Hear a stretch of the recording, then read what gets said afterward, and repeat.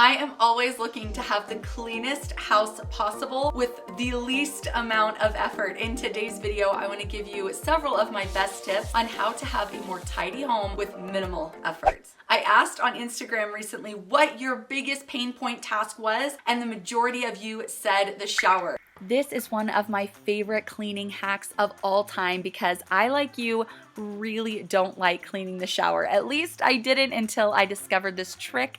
All you need is a clean broom and some dish soap, and you just fill up the tub with a little bit of warm water and you just go to town, swishing this all around, scrubbing your shower. This could not be easier. And if you are worried about getting your brooms mixed up, the one for the kitchen versus the one for the shower, I like just putting a little colored sticker on the broom that's meant for the shower, and then just let your family know the broom with the red dot is only for cleaning the tub and the showers. Having a daily, weekly, monthly, and annual cleaning schedule has helped me so much. Sometimes the problem is just lack of organization. So if you can come up with your daily cleaning schedule, which I say at the bare boned minimum needs to include laundry and dishes where possible, you will be able to stay on top of things so much easier. One of my favorite ever laundry routine hacks comes from Dana K. White. She says use tongs to get the socks. The stuff that's in the bottom of the washer drum that's really, really hard to reach, I use them every single day. It has made doing laundry so much easier, and this is so simple. So if you have an extra pair of salad tongs and you're about to donate them, consider using them in your laundry room. I think this is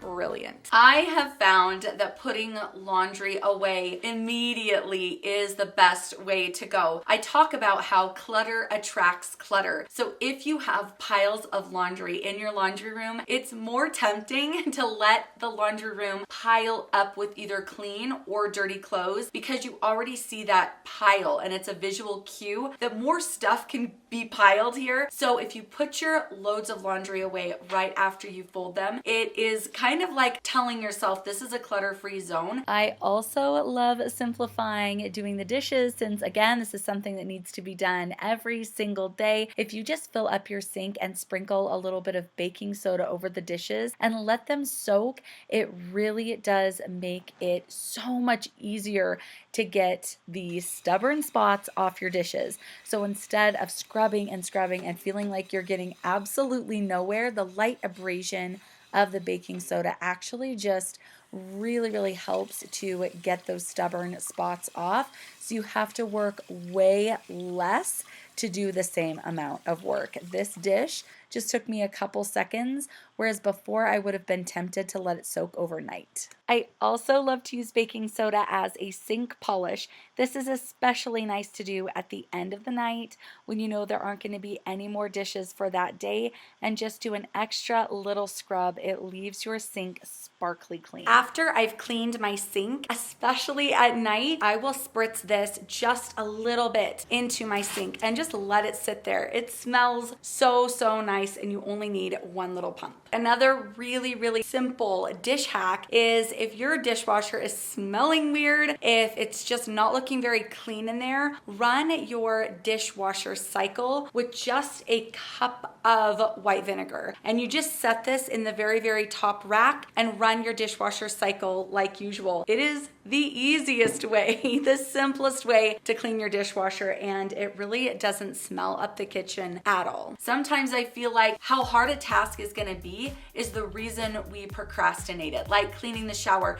If it's not easy, it is so much more tempting just to not do it at all. If the dishes you're gonna have to scrub and scrub, oh my gosh, it's so much more tempting to just not do them, to procrastinate it, save it for another time or another day. But if it's easy to do the tasks that seem difficult at first, then we're so much more likely to be able to maintain a cleaner space. I love cleaning as you go. This includes, for me, batching chores. For example, if I start the dishwasher, maybe I will spray down all the surfaces while the dishwasher is running. So I have two chores happening at once. Cleaning as you cook is one of my favorite tidy home tricks. As I am baking or cooking, I am just constantly putting things away. And that really helps me feel more motivated to cook because I know at the end, I'm not left with a huge disaster in the kitchen. For a weekly cleaning rotation, I feel like changing the sheets, vacuuming the floors, mopping the floors. To make mopping even easier, what I do right before I start mopping, I get my steam mop warming up. What I'll do is I'll go around with my surface spray and I will just spritz really, really tough hardened on spots and let that kind of sit and degrease. That makes mopping 1,000 times easier. I don't have to go over and scrub with the mop, which I've had to do with every mop I've ever owned. It's not the steam mop that isn't working. The steam mop's awesome, but those tough spots are so annoying. Just spritz them really quick with a little surface spray. Maybe dusting, including some blinds if you feel like it. And my favorite trick for this is just to put an old sock, a sock that has a hole or you're missing the match on, and use that to actually dust your blinds. Another thing I love to include on my weekly cleaning checklist is cleaning the bathrooms. It can be a real pain to make sure you've got all the cleaning products that you need. So I do love things that I can just grab from around the house. Again, baking soda. I also like to use vinegar in the bathroom. So what I did at first was spritz with a little bit of vinegar, sprinkled with baking soda, and then spritzed again with vinegar. So this is gonna fizz up and bubble. This is an awesome way to clean your toilets. Again, the light abrasion of the baking soda really, really helps to just pull up anything that you don't want in that toilet bowl. So I love doing this. If you don't like the smell of vinegar, just flush the toilet right after and then include a couple drops of essential oil in your toilet bowl. On my monthly cleaning checklist, I really like to have cleaning the windows. Just washing the inside of the windows, including the windowsill, makes a huge difference. Every single month, I like to deep clean the kitchen. It is terrifying to me when I get really, really close and start looking in the corners and crevices of my kitchen where things have kind of splattered or spilled, or there's like a little sticky mess right underneath the dishwasher.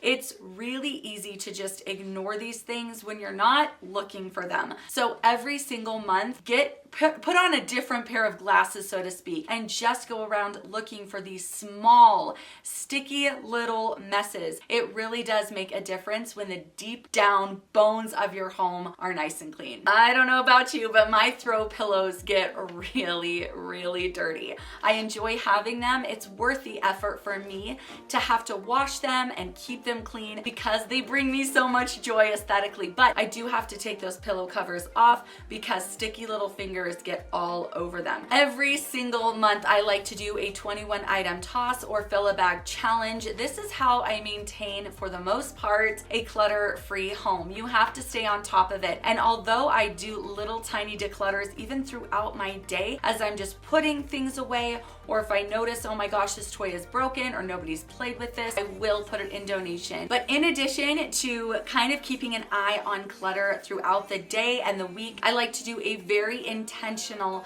monthly declutter sweep throughout the entire house. Every single year, I like to hire a carpet cleaner to come and clean the carpets. I also pull the blinds down and just toss them in the washer. Every year, I think it's also a really good idea to make sure that your storage spaces, like your garage or your basement, are decluttered. These jobs are a little harder because they can seem very overwhelming. And they are. They're so overwhelming. So what I suggest doing with jobs like the basement and the garage is to actually bring in totes or fill up buckets or bags and declutter them inside a more clutter-free space in your home. This kind of gets you out of that cluttered zone where you're feeling more stress, and it's really, really helpful to just kind of get into the clean space. You can think better, make faster decisions, and the job just seems less overwhelming overall. I also also like to try before I go to bed and just do a 20 item pickup. I have my family help me, of course, but as I'm walking up the stairs and just turning off lights for the night, I like to just look around and try and find 20 things. I'll go into the bathroom, the kids' bedrooms, and just quietly relocate items. It just makes it nice to wake up in the morning and you're not surrounded by the everyday mess from the day before. Here is a video on the screen giving you more inspiration for clutter-free living. I will meet you over there. Bye.